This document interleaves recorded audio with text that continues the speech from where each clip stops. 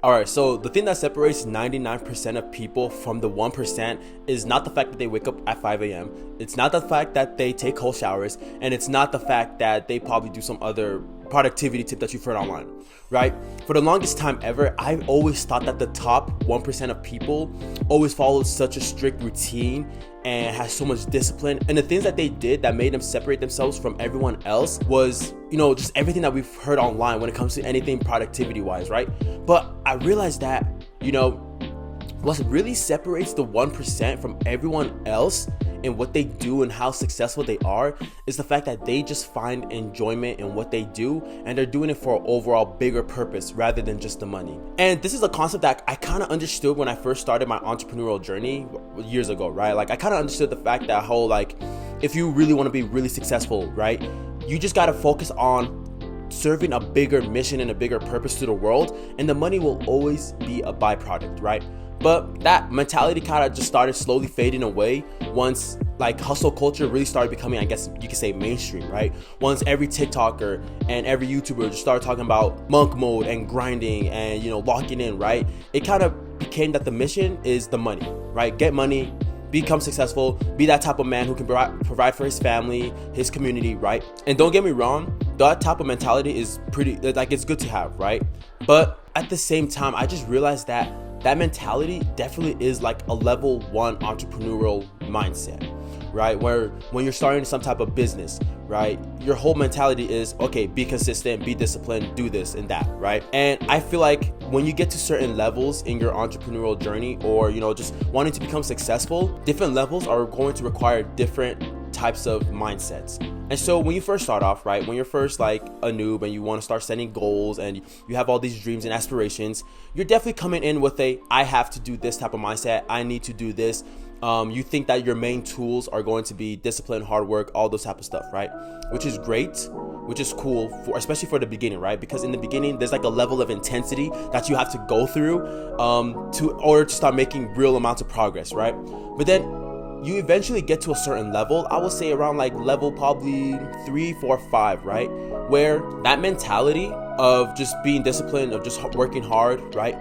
It's not sustainable. And this is what the 1% of successful people really don't tell you, is that this whole mentality of just working hard and doing X, Y, and Z, right, will get me to where I want to go, right? It's great. It can still lead you to where you want to go, but it's not the most efficient way to get there. And for most people, it's not sustainable because most people just fall off, right? A lot of people who do want to set goals and, work hard at it, eventually they fall off or they quit, right?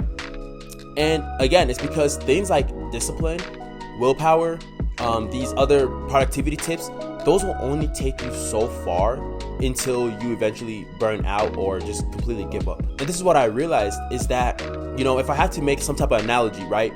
Every single person in this world, we're all cars, right? Every single one of us is a car burning fuel to get throughout our day.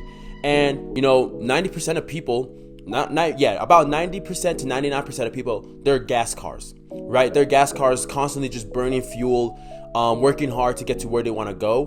While the other 1% of people, they're more like hybrid cars or electric cars, to where they're still using energy, but their energy is much more sustainable and they're having a better time getting there.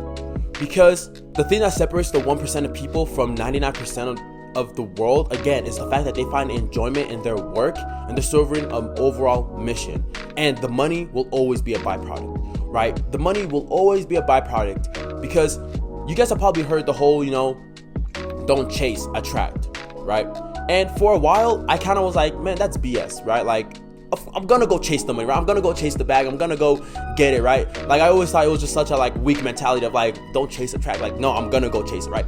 But I really came to learn that as long as you, again, are enjoying what you do and truly find a purpose in whatever it is that you're doing to serve the world, the money will always be a byproduct of that. The money will always come, right? Because when you think about it, there is money always around us. There's money constantly around us. Why chase something that's so abundant, right? Because the second you start to chase it, if in your regular life, anything that you chase, it runs away from you, right? Let's just be honest, right?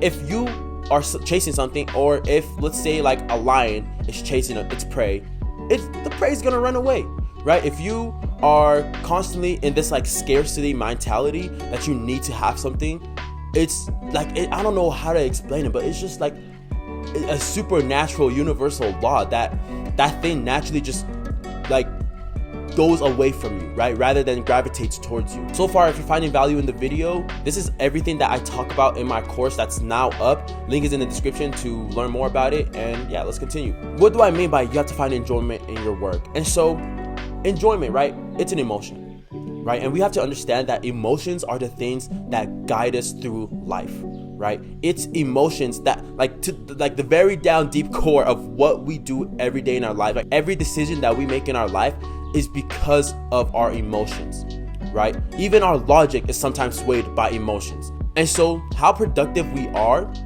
is fully dependent on our emotion, right? And our emotional state towards doing some type of thing. So even in the workforce, there is a lot of studies that show that there's a lot of productivity and good workflow output when companies and employees are satisfied with their work.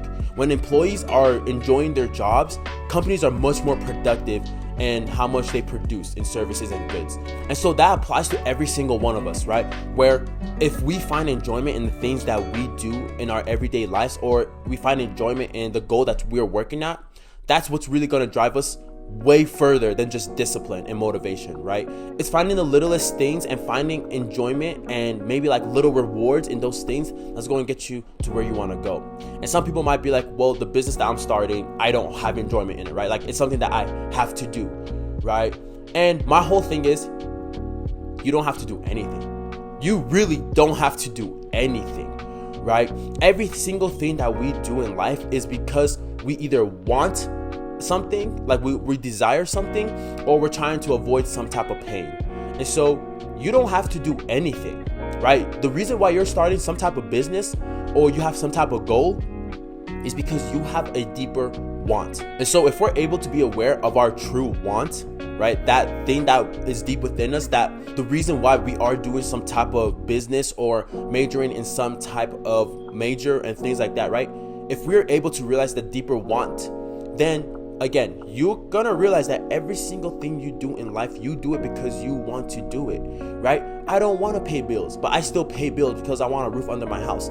I don't want to go to school, but I still go to school because I want a degree because that's going to help me in X, Y, and Z, right? Whatever. Every single thing that we do in life, we say that we have to do it, when in reality, we don't have to do anything. And my friend, she was also like, well, Abdi, I have to feed my family. You don't have to feed your family, right? You really don't, but you want to feed your family. You want to feed your family because you love your family, right? Or you, again, want some type of desire or whatever, right? And so if you're stuck in this mentality of, oh, well, I can't find enjoyment in this thing because I have to do X, Y, and Z, or I have to do this certain business model because this is what's going to make money or whatever, right? If you're in that mentality, then again, the journey to your thing is going to be a lot rockier. You're going to be consuming a lot more energy going there, and there's just going to be a higher chances of you giving up, rather than the person who is in this mentality of, I don't have to do this thing.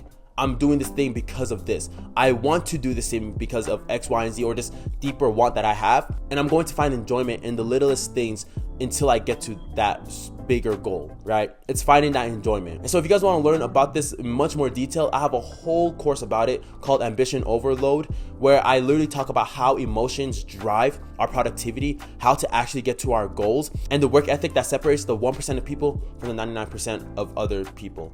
And so again, find enjoyment in the work that you do, and just realize that everything that you do in life, there's a deeper want behind it. And so, RNH Hunnid, stay Hunnid with yourself.